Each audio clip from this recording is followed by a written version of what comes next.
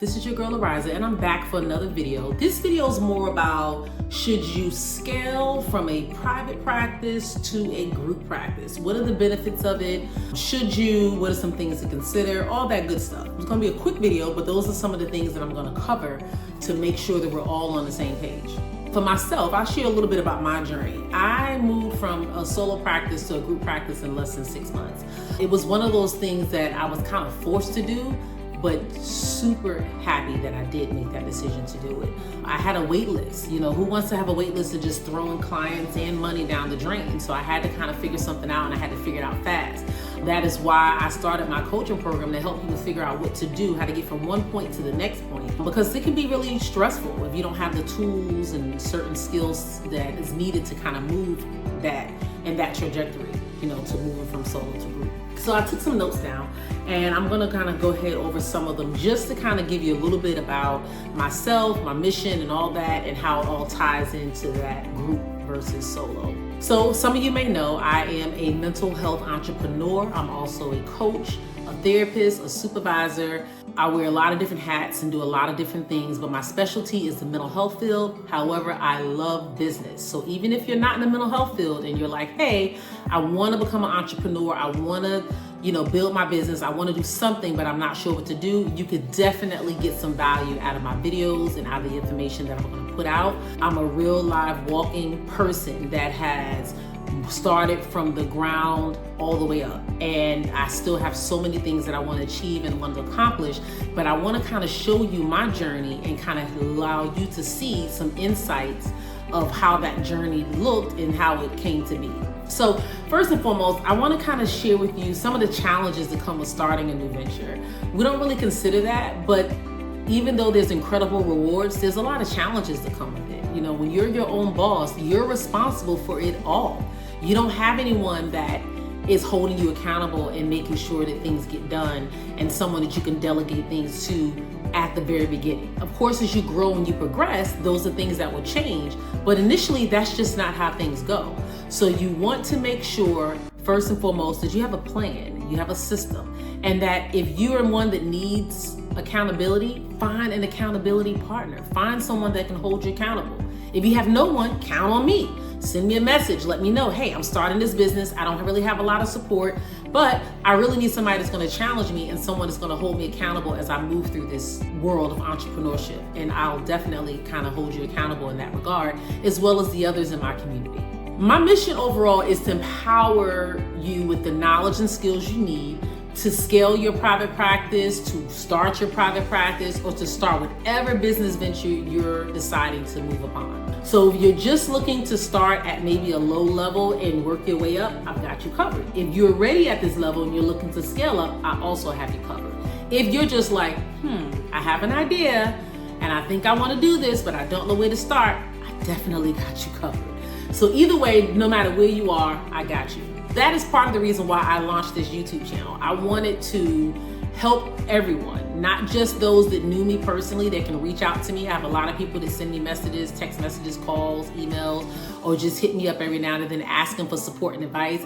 And I just think they're blessed to be able to have someone in their corner that can provide them with the expertise and the knowledge that they're seeking. However, everyone doesn't have that. And that is a disadvantage to many, but I want to make it so it's not so, that you can actually reach out and get the support and get the advice you need. If you can't reach me by phone, or you don't have that relationship with me to call me one-on-one, I offer a variety of different services. And first and foremost, this YouTube channel is the place to go, where I'm going to provide lots and lots of content and lots of value. Not only to help you get to where you are, but also for you to get to know me and see some of the things that you can benefit from. Those are some of the things that I want you to consider. Also, when we're talking about group versus solo and so forth, one of the things you want to consider is your ability to manage people. A lot of people want to jump and scale their businesses and they have no management skills whatsoever. They do not know how to manage people. They do not know how to delegate, and they've never done it before.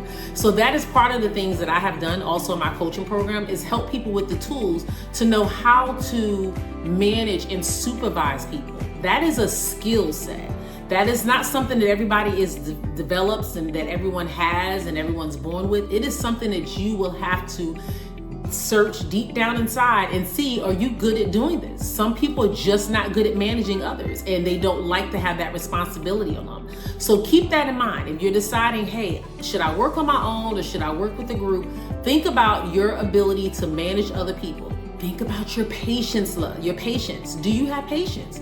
Can you show someone how to do something over and over again? Put systems and policies in place for them to review and actually be able to guide them, but they still come to you and ask the same questions that's in your policies. Do you have the patience to tell them that? Or you one that's really quick-tempered, you're gonna get frustrated, you're gonna snap. You cannot do that as an entrepreneur, period. Definitely not one as a group practice. You're gonna have to learn how to have patience. So managing people, having patience, and then you also wanna have the ability to just stay focused, because there are going to be a lot of things that come in your way and come in your path that's going to get your focus someplace else. So maybe you're working on a specific project, however, somebody asks for guidance in another area. You can't get frustrated and say, I don't have time to show you, because that is part of your job as a business owner. You have to provide the tools and you have to provide the support that the people who are under you are going to need. So these are some of the things that I really want you to consider. Consider whether you have the patience, whether you have just the ability to kind of meet people where they are, and that is in terms of managing people, supervising people. See if these are things that you feel like you can possess and you can do naturally. And if not, if you need support and you need coaching in those areas, that is what I'm here for. Just realize that deciding on whether you want to be solo or whether you want to be a group is way more than the financial benefits. It's going to take a lot of you to become a group practice owner, a lot of you.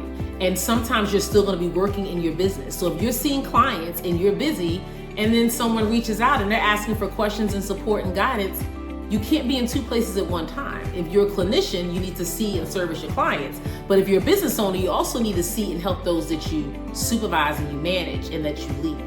So these are some things that I want you to keep in mind. Let me know the areas that you struggle in. If you feel like if you're a group owner or maybe you're a private practice owner, you're thinking about going to group and there's some things that you just don't feel you're ready for or you're aware of, let me know. There's so many other things to consider. Of course, the systems and the monetary gains and the monetary losses and all those things that happen with the practice. But I want you just to think about the basic skill sets. Do you have what it takes to take other people and lead them and direct them to the next level? So again, subscribe, stick with me on this channel. We're gonna talk about a lot of different things. We're gonna be dropping tons of knowledge, tons of nuggets to get you to the next place. If you're not sure where you're going, but you know you wanna go someplace, let's talk about it. I look forward to seeing you in the next video. You have an amazing day and make sure you do so on purpose.